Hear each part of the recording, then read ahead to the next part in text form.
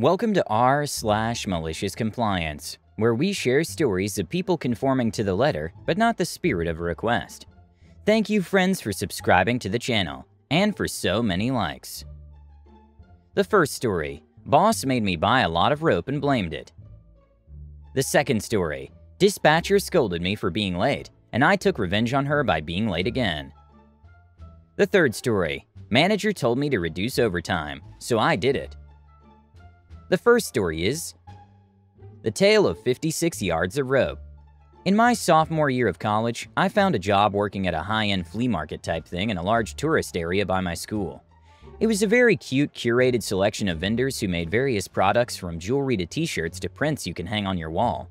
It was all expensive as heck, and I got a job working with a posh older woman who owns her own clothing line which we sold at this market. The clothes were nice, hand-printed, nice fabric, etc. I made $13 an hour plus commission, and it was a pretty easy job. Eventually, I proved my worth, and she had me do assistant work for her, which included picking the clothing up from our printers and printing labels and delivering stock to our 2 locations. She also became increasingly more neurotic, and I soon found out she was notorious for being a horrible person who everyone in the market despises. She burns bridges to the ground when she's done with you.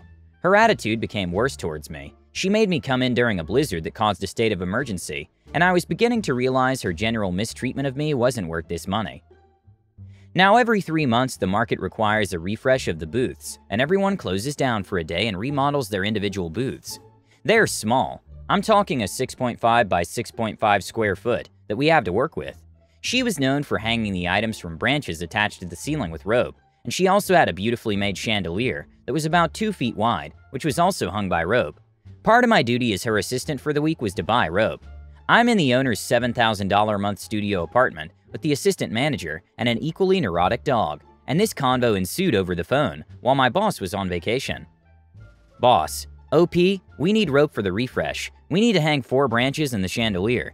Me: I checked the measurements and it says the distance from the ceiling to the branches is about 4 feet. They're hung from the exposed pipe on the already low ceilings. So if we double the rope for each branch, plus the chandelier, which will get another 4 feet, I say we at least get 85 feet to be safe, so we have enough extra if we need more. Boss: that seems like far too little. Me: 4 times 2 is 8. 8 feet on either side of the branch is 16. 16 feet times 4 branches is 64, plus another 4 for the chandelier.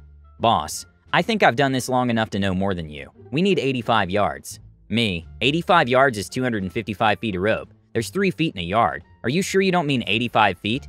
Boss: I know what an effing yard is. Your measurements are off. I'll send you the money to pick up 85 yards. The assistant manager calms me down after I hang up and calls the owner herself for clarification and sends her a photo of the measurements and clarifies that the owner is aware of the difference between a foot and a yard. Owner doubles down and calls us idiots. Hangs up again. At this point, my assistant manager tells me to just get the 85 feet and call it a day. But I was so angry that I insisted I show her that she's wrong. Assistant manager reluctantly agrees. I get $20 and go to Home Depot for the rope. Of course, the max they have in the spool I saw was 50 feet. I need effing 255. I explain to the worker and he gets me several spools, which cost about $30 each. Yet again, I send a photo to my boss and explain I need more money and make sure she's aware she's buying this much rope. Again, she sees me with 5 spools of rope and gives me the okay along with the extra money. Assistant manager and I are in charge of supervising the guys we hired to help us assemble the new furniture we bought for our booth. Unsurprisingly, the furniture is too large for the booth because she didn't check the measurements, so we had to cut a cabinet in half. As it comes together, it's time to put up the branches with the rope. Again, unsurprisingly, we only use a little over 1 spool of rope. We now have 4 extra spools we don't need. The guys building everything call my boss to ask what to do with the rest of the rope, and she loses it. Starts screaming that I was too irresponsible and should have gotten less and should have never listened to her, and I scammed her out of $100 to buy rope we didn't need. All the while, my assistant manager and I are standing there slack-jawed as the contractors get an earful on speaker. Everyone else refreshing their stations are staring at us, and I have tears in my eyes and 4 spools of rope. I also luckily have multiple texts, including the photo I sent her of the spools, as proof that I checked with her. I refused to return it and said she can figure it out when she gets back from vacation. Surprisingly, she didn't fire me. She ended up returning the rope but never apologized. A few months later, I put in my 2 weeks because I got an internship, and I sent her a cordial email thanking her for everything. In response, she sent me a bulleted list of all the reasons she was about to fire me anyway, and how she was glad I quit before she could do so. Number 5 on the list, buying too much rope. Internship was amazing, and I'm so glad I quit that SH job. Still see her often because I work for another vendor in the same space who's actually nice to me, and she gives me the nastiest looks. The next story is, you want to play games? Sure, but I bet I'm better at them. I drive a truck out of the same warehouse every night. I show up at midnight, get my paperwork done, and deliver the load on that paperwork. Most nights I get the same run, which is scheduled to leave the warehouse at 2:30. I show up so early in case they need me to pull a different load. I've been there for close to 2 years now, and always got along with everybody for my first year. About 9 months ago, they hired a new dispatcher, the person who hands me my paperwork, and she started implying she was interested in me. She would compliment my looks and ask about my day and stuff like that. After a few months of this, I asked her out. She agreed. I scheduled a date and all was well. When the date came up, she canceled last minute and asked to reschedule. She never got back to me and I never reached out again. No big deal. This is pretty typical behavior in modern dating. We still saw each other at work and got along well enough. I treated her like any other coworker and she did the same. That is until about 3 months ago anyway. I came in and got my normal run, which leaves at 2:30. Since I have some time to kill, I go hang out with a buddy who's close by, something I do quite often and everyone is cool with. As long as I deliver on time, that's all that matters. I came back at 1:45 and found out my truck needed repairs, so I went into dispatch and asked for a different one. The dispatcher gets snotty and starts yelling at me about how they couldn't track me. We're constantly monitored by GPS while on duty, but I wasn't on duty yet, so there's no need to track me. I argued back for a little bit and eventually just sighed and said, "Can I please just get another truck so I can deliver on time like I had planned?" She throws a key at me and I go do my job, just as well as any other day. All goes well for the next 2 months or so. I still see her every day, but I keep conversation to a minimum and do my job. One day I come in and find out they don't have a load for me. That's not uncommon, and I get paid just to be on call, so I'm content. I go hang out with a buddy as usual and await the call to either come in for a load or get relieved for the day. She calls at about 1 a.m. and says, "Come in when you get a minute." I say okay and she hangs up. I show up in about 5 to 10 minutes, and she tells me that another driver didn't show up for his shift, so she called me in for his run. He actually showed up a few minutes late, between the phone call and my arrival, so she gave him his usual run and said they didn't have anything for me. She then proceeds to scold me for taking too long to get there, saying the load would have been late. I would have had about 4 hours to do a 2.5-hour drive. It wouldn't have been late. At this point, I'm 99% sure she's screwing with me, so I just say okay, and I turn around and leave. About 20 minutes later, I get another call saying I have a run. I go in and get the paperwork to start my day. This run was on a tight schedule due to poor planning. It could have left the warehouse earlier, but it didn't, and now there's only a 15-minute margin of error. I notice there's an issue with the trailer. It's nothing dangerous, but it's technically illegal and shouldn't be on the road. Normally, I would just pull the trailer and report the issue when I got back since it isn't dangerous, but not today. I bring the trailer to the on-site shop for repairs, but the mechanic couldn't fix it. At this point, dispatch is calling me asking why I haven't left the warehouse yet, so I fill them in. I tell them I'm not pulling a trailer with any flaws, and we need to load the product into another trailer. They agree because it's illegal for them to make me drive a vehicle I'm not comfortable with, and we get started.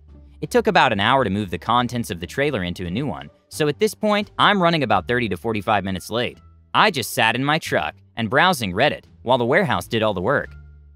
I ended up getting to my delivery about an hour late, which makes dispatch and the whole company look bad. I apologized to the customer and explained the problem. I've delivered there before and they like me, so it's all good. Dispatch hasn't played any games with me since. I'm hoping they got the message that I won't be a pushover. The last story is, no overtime, no problem. Today's story from my lovely job as a network admin in a food processing plant. This happened about a year ago, but I can remember this clearly by how everything panned out. So let me set the scene here. I was by myself in the office. Boss was at a different plant, and my buddy was on vacay. I was sitting in my office when I had, and I kid you not here, the HR manager, complex manager, and plant manager all stand by one of my doors wanting me to open it. Also keep in mind that my office has cipher locks on all the doors that nobody has access to but the IT department. Here I am a bit confused here, but thought they may need to ask me a question about a project or something. Nope, not even close. Here's how the convo went as best as I could remember. HR, OP, why do you have 16 hours of overtime last week? Me, because of issues that required me to stay after hours? Also, the calls I've gotten from third shift as well. Not to mention that I worked Saturday when the plant was running. HR. Even so, we found this to be a bit excessive. You always seem to collect at least 6 to 8 hours of overtime every week. Me. It's a bit excessive that I'm doing my job? I'm not understanding the problem here. CM. Basically, we've talked it over and thought it would be best that you just work for the hours you're here and leave at 5 p.m., no later than that. Me. You're kidding, right? CM. No, we're not. So at this point, I decided to give my boss a call to get him to weigh in on this here. My boss is hands down one of, if not the best bosses I ever had. He lets me work overtime, doesn't really keep track of my lunch break. If I have to go take care of something that may take a while, he'd let me no questions asked as long as I punch out. If I have over 40 hours for the week, he gives me the option to leave work early. I really do appreciate him as a boss. Me. Boss, management doesn't want me to get any more overtime. Boss. That right? They know you operate as a 24/7 tech, right? Me. Yep, they apparently don't want that. Boss. All right then, don't work after hours then. If that's what they want, we'll give them exactly what they want. At that point, I knew exactly what he meant, agreed with him, and got off the phone. Me. All right then, boss approved, so let's do it then. After talking things over a bit more, we agreed that I would start at 7 a.m. and leave at 5 p.m. No more than that. After about 3 weeks of just coming in, working, and leaving, I finally got my hilarious disaster. One day I left work at 5 and was going home as ordered when out of nowhere, I got this gem of a convo from who else but the complex manager. CM. OP, where are you? Me. Going home like always. CM. We need you to come back. Half the production floor somehow lost network connectivity, and it's put moving product to a grinding halt. Me. I can't do that, sir. CM. Why not? Aren't you always going on about being 24/7? Me. Yes, but that was before you all in management felt I was getting paid way too much for just doing my job. So I'm just doing what I'm told here and leaving at the time you all told me. No more, no less, right? CM. This isn't the time to be a smart A. We need you here now. Me. Tell you what, clear things up with HR and my boss first. In the meantime, I'll be home. I hung up afterwards and got home just waiting on that phone call. Not long after settling in, I get a call from the HR manager telling me that they'll rescind the previous policy and will allow me to operate at normal capacities again. I geared up, strolled into the plant with the most poo-eating grin as I walked in. What ultimately happened is that the core switches that helps the funnel connection to other switches around the production floor was unplugged. How that happened, I don't know, but man, that was just the thing I needed to cap this all off. Sure enough, everything came up and things proceeded smooth enough. Needless to say that since that incident, no one really questioned why I or my partner got overtime anymore. I hope you love these stories. Don't forget to subscribe if you want to know when the new video comes out.